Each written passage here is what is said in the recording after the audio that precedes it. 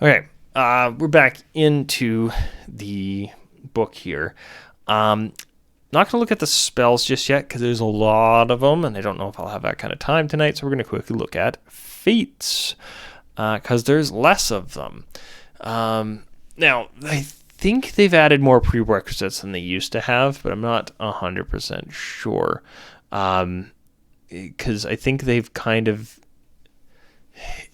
similar to what I think they did with Pathfinder 2E, but don't quote me because I haven't played that version yet. I've mostly been playing the first one.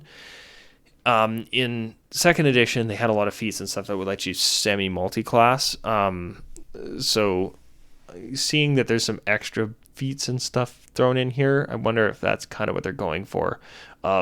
This feat is way easier to get if you're already a super powerful mage, but if you want like to add a little bit to your fighter or something, like take this.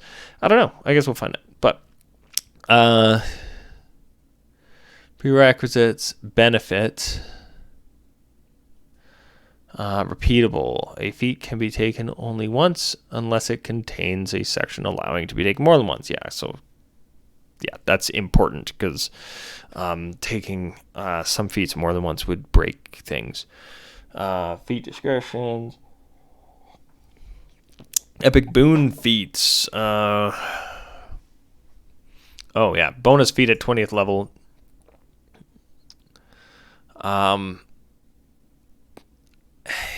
Now, in some respects, I do not care. I've never really cared about 20th level stuff. It's always fun to look at them and dream, but I've never personally played a character all the way to 20th level. I've been playing for quite a few years, both as a DM and as a player, and 20th level is a bit of a pipe dream. However, some have speculated that this version of 5th Ed might have a bit more high-level play to it to possibly encourage that, and I could see some players, like more veteran players, like starting campaigns at level 12 if they have the desire to work their way up to level 20, and the DM having the tools they need to actually properly DM a game of 20th level D&D, because it gets silly at that level. So maybe those will be good. And it's a bonus feat. I'm sorry, game. A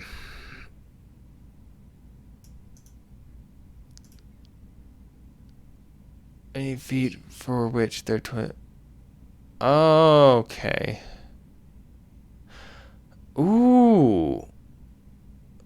Okay, I understand now. I misinterpreted this a little bit. I still stand by every statement I just made about how 20th level play is rare.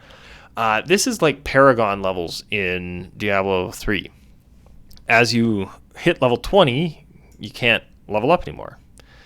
However, if you keep going, you get more stuff.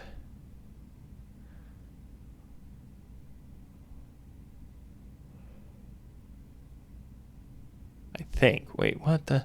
This approach, each character gains 1 feat of their choice for every 30,000 XP the character earns above. Yeah, so they get more. Okay, I was just making sure that. But yeah, that's what this is sounding like, is additional play after 20th level. I don't know. I like this idea, though, of, again, I think stuff above level 20, unless they do some serious revamping or start putting out some high-level content, which maybe this is the sign they're going to, I think this is a little bit of a wasted, really good idea. So hopefully they find a way to not make it go to waste. Here are a description of some feats that are available of characters using the playtest. And we also, previous installments, 22, 20. Okay, so yeah, there's this is where we start to get into compatibility, and I'm glad they mentioned this. They are saying you shouldn't take feats from previous books if you're doing the playtest, which is important. That's actually a really big thing. Because that's where I'm getting the idea that they might be getting rid of some of those previous feats that and replacing them with this weapon mastery. Now that I've read what the weapon mastery does, which if you saw the previous video, hopefully you watched all the way to the end, because that's where I figured out what they do. Yeah, I think this could really work, because then we rely less on feats for doing really cool stuff. It's just something inherent to our characters. On top of that, some DMs don't allow feats, and having cool stuff you can do with the weapon mastery and stuff, I think opens up the doors a bit, because if somebody makes a human fighter and you say they can't use feats, that sucks. So having more stuff available without taking feats is really good, but also adding more feats to the game. They've got some epic boon feats, requires 20th level expert or group mage, or mage group. I don't know what that means. The ores are what intrigue me here, though. So you can be an expert at something, but not level 20 to get the epic boon.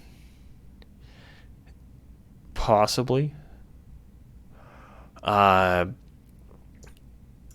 Maximum 30 on these. So again, I think that's almost useless to mention currently, but is really good to know. This tells me more that they're aiming for high level play, because most of the old feats would say max level or max increase of 20, and that was because that was kind of where things would cap out. But yeah, this could I could see this for like a group that is technically level 20, but they're approaching like level 25 in something, and they in terms of like they've gained like 5 of these like paragon level kind of things, and now they get ridiculous cool stuff like immediately after you take the attack action or the magic action. I've heard about this. You can teleport up to 30 feet, and that's just innate. Yeah, I'm really glad they made this take a lot of stuff. Like I said, I'm intrigued by the ore. So getting this at level like 25, right? So you can increase your spellcasting modifier or whatever beyond the normal realms of what they can go in the base game. Is sweet and all, and like this stuff is like really, really big, but is this expert thing and mage group? I might have to do a keyword search for that. Because I think mage group is going to be easier to find. No, it's found 3 times. So in this article, I don't know what that actually means in terms of a prerequisite. If a prerequisite is a level, your character must be a level prerequisite class or a class group. Oh, so maybe you can take this if your class is from the mage group.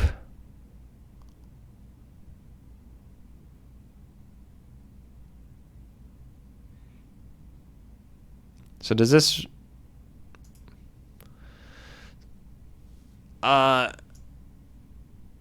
So, okay.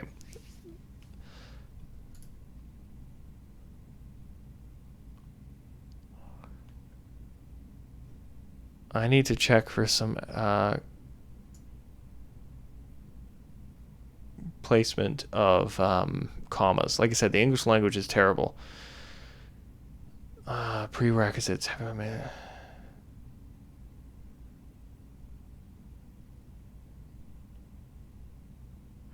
Yeah, so, for example, here, heavy, two-handed weapon, or versatile. That tells me this, or this. This mage group thing, where did it go? Is it going to make me control F? It might. Because now we're into spells and stuff.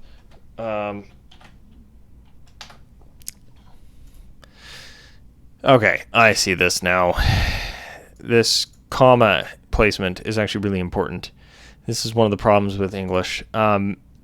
This is saying you have to be 20th level, and then you can be an expert or mage. You have to be expert or mage group.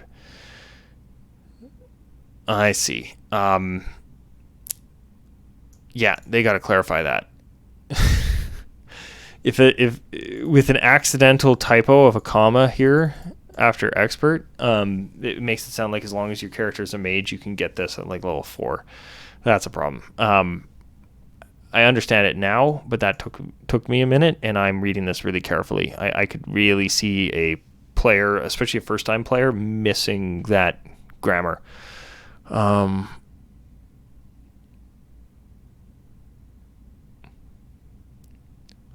Yeah, because this doesn't specify. It's not saying, yeah. So, if a prerequisite is a level, you must meet or exceed it. Easy enough. If a is this other stuff, okay, easy enough. But it's not saying one or the other, and this doesn't, I think, clearly lay out that it's one or the other. I believe, because this would be game breaking if it wasn't, that it is like, yeah, you have to be 20th level, and then you have to also have these. I would, instead of a comma, I would put an and. But that's me. So that's my feedback, Wizard of the Coast. Have you ever happened to see this? Okay, with these being level 20 stuff, I'm not as intrigued by them at the moment. Level 20, level 20. Level 20. Weapon Master, prerequisite, 4th level plus. I don't... Alright, that tells me they are keeping the variant human. Because I believe almost every class gets their first feat option at level 4. So this is saying, no, you can't take this feat at level 1, even if you're a variant human. Which I don't think would break the game, depending on how powerful it is. And it's only 1 mastery. I don't think this is necessary. I think it's fine. Yeah. All right. Well, that was a much quicker coverage of feats than I anticipated. Oh boy.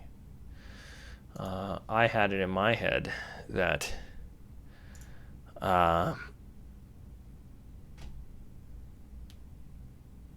there was going to be a lot more there.